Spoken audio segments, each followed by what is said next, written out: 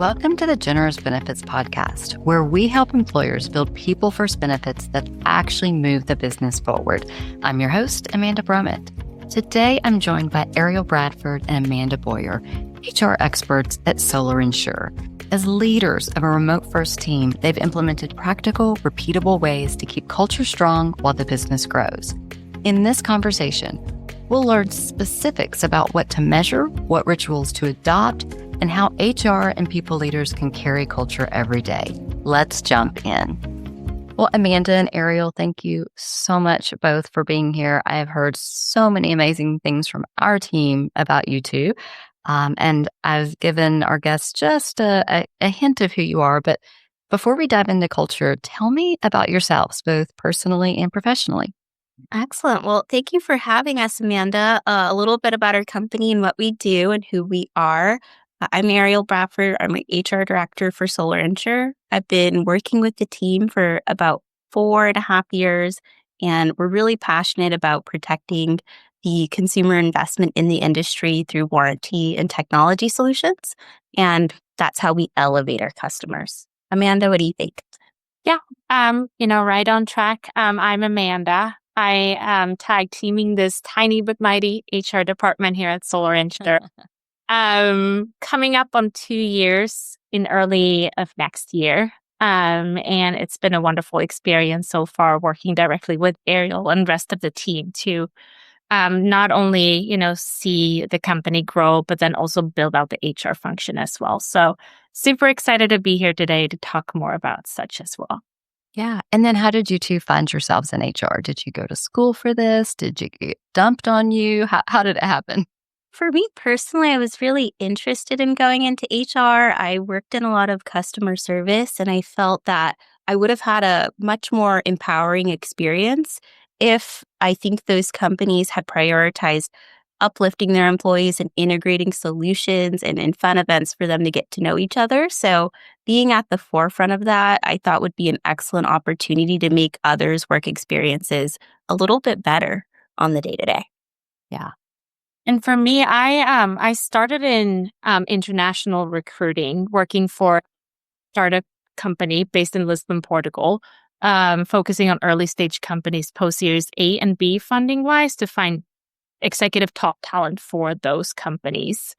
From there, I guess that really piqued my interest. So when I relocated to the US, I really wanted to gain more exposure to various other topics or aspects of HR. So I've had the privilege to work both in the public sector and now in the private sector as well. So did not necessarily intend to, I didn't plan on going into HR when I got my bachelor's and what have you, but it's definitely a very rewarding, profession and something that I see myself being, for the rest of my professional career. So. Yeah. Well, I'm glad you both landed here. So let's dive into culture. What is it and why is it important? Yeah. So I'd say, culture is really the heartbeat of a company, right? So for us here at Solar Insure, I'd say it's the tone that we set in meetings, how we handle mistakes, and how we celebrate wins together. All in all, when culture is strong, people feel valued and connected to something bigger. And for us, I'd say, that something bigger is Solar Insure's mission to really elevate the industry by providing the warranty and the technology solutions for homeowners and service providers as well. Mm-hmm. And I think you hit the nail on the head. Culture is not just something that's a statement. It's not something that's on our website, but it's in the interactions we have day to day with our clients and our homeowners. So when we build a really strong culture internally, it's a ripple effect. It comes out in the interactions we have with our external providers as well. Oh, that's really cool. So I often hear HR professionals talk about that, culture comes from the C-suite. It's not HR's job. And so it sounds like Solar Insure may actually be one of those companies that's doing that right. And so then you become a partner in creating that culture and making sure that it's prolific throughout the organization. But I assume that makes it a little easier to walk the walk. Exactly. We walk the walk by doing it every day internally, and it's super easy to do it with the clients we work with after. That's really cool. Nice. And then when, not necessarily at Solar Insure, but at any company, when you're thinking about whether or not your culture is healthy and distributed throughout the team, what are you looking at? Is there a signal or a metric? I'd say for me, like one of the biggest signs that I kind of, I look for is to kind of see how quickly people step up to help each other.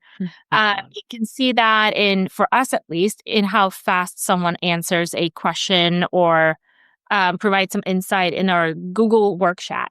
So we have like a company-wide chat for everyone, part of the team. And, that is really serving as a forum across all department, whatever it comes to collaboration, providing further insights or just supporting each other, whether it's, a 5-star review, a work anniversary, or, something personal like, the birth of a baby. I mean, we've seen a lot of that recently, and that's been super exciting. And we also have those metrics as well. We do an annual engagement survey to understand the needs of our team and make sure we're rising to the occasion of what they're looking for on the day to day. So we look for a bit of those intrinsic metrics where we see how they're performing on the day to day, but also what they're telling us and try to integrate that in our solutions. Oh, that's incredible. So you're looking at both the soft stuff, but also those really hard metrics. And then what do you do with them?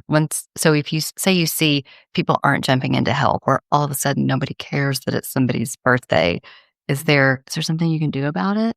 That's a great question. At times there are. When we see there's a problem, we try to be proactive in providing our leaders the tools to navigate items like that. So different trainings on synergy, on communication, on giving feedback. So we're not running into scenarios where we're missing those items before the gaps have occurred. But I think that's a really big takeaway from being in HR. We can't just gather the metrics and feedback and not do anything with it. We have to be really intentional in the solutions we provide after we've gotten that feedback. And that's probably one of the more difficult parts of working in HR is finding the right solution. I agree with that 100%. And then as HR leaders, how do you influence company culture? How do you actually tangibly make it happen? That is a good question. I think you can kind of, attack that from various aspects. Looking at company culture, especially in a remote first type of work setting, thinking about, the collaboration and for us also the autonomy, how we can really integrate the two, focusing more so on the collaboration aspect and I guess building on those relationships, even across departments. Mm-hmm. What we've done on the HR side more so when it comes to, that personal interaction, we have really dived deep into those employee engagement efforts. So focusing a lot on virtual events. We've done various events, I'd say. One was, a virtual painting class. Like a murdery mystery session where we get into, working in teams across various departments, kind of, building rapport outside a typical work setting, which has, I feel has really made an impact on how we work together as a company and make it more seamless when it comes to interpersonal interaction as well. Absolutely. And I think not only are we doing that in the engagement opportunities we provide, we as HR integrate ourselves in a lot of the onboarding experiences of our employees. So we're doing touch bases with their managers at 30, 60, 90 days, gathering testimonials to really empower and uplift them and let them know the impact they're making, which sometimes is kind of hard to tell if you're working in a single department that doesn't have many touch points. So trying to be integrated in the solutions that empower our employees has really allowed us to build that rapport and show our managers that's possible to empower their employees. Yeah. Oh, wow. That is all so useful. I love every bit of it. So for your team specifically, you guys are remote first. You're all over the country and even have people working outside of the country. So in line with what we were just talking about with the ways that you keep everybody connected, are there specific like cadences for meetings, channels, traditions that really work well for your remote teams? And do you have anything tangible or intangible that you can tie to that outcomes wise? We absolutely do. On a monthly basis, we do a monthly KPI. This is company wide. So we talk about company goals, departmental wins, testimonials, and then we go into industry insights that might have influenced how the market is trending.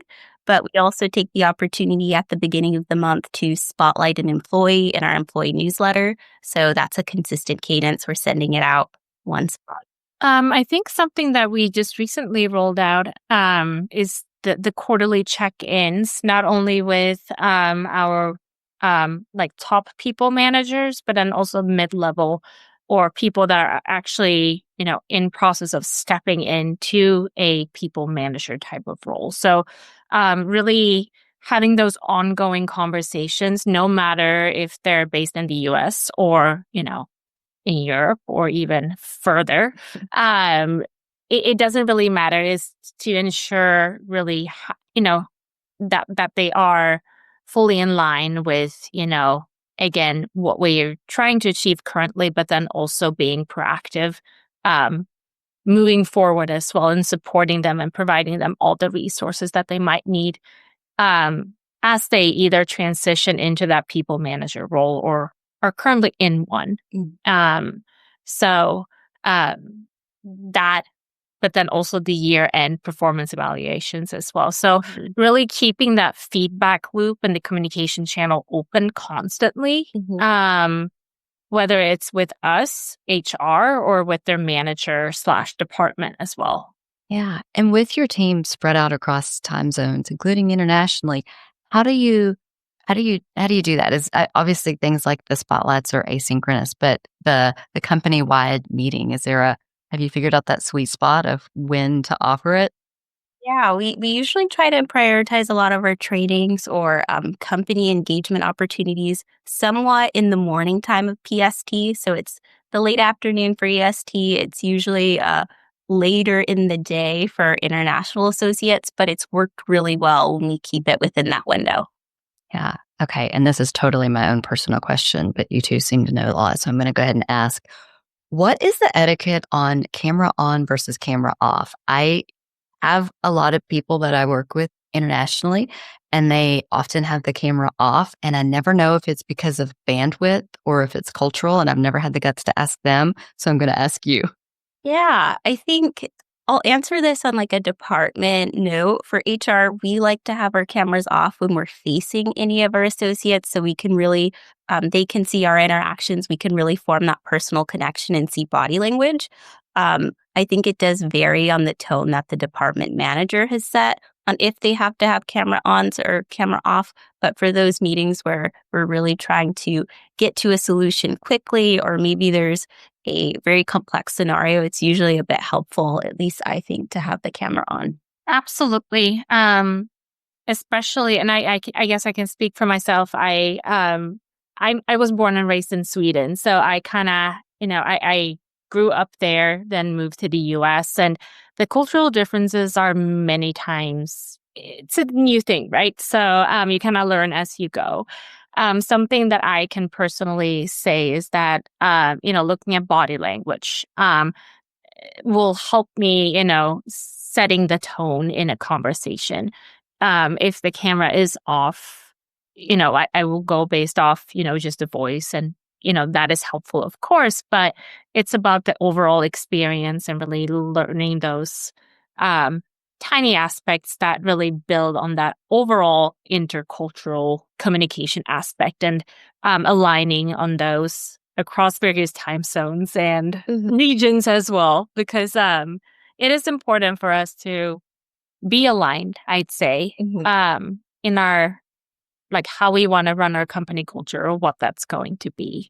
And equally, our international contractors are, of course, part of that as well. All right. Thanks for indulging me. And then with everything that you're talking about, how do we equip equip people leaders to carry that culture day to day? Do you have like toolkits, coaching, feedback loops? I think it kind of starts with communication for us. We've established that really good cadence of communication with our managers, allowing them to come schedule meetings with us, holding things like office hours where they can openly discuss some of their team challenges or departmental challenges. And then beyond that, making sure they are being proactive in some of the skills they need to lead people with intention, and empathy, compassion, and kind of judge those situations on a case-by-case basis. So we try to be very proactive in the training opportunities we provide, so that when they're faced with some of these more complex, challenging scenarios, they're handling them with the right empathy and the right tools to be successful.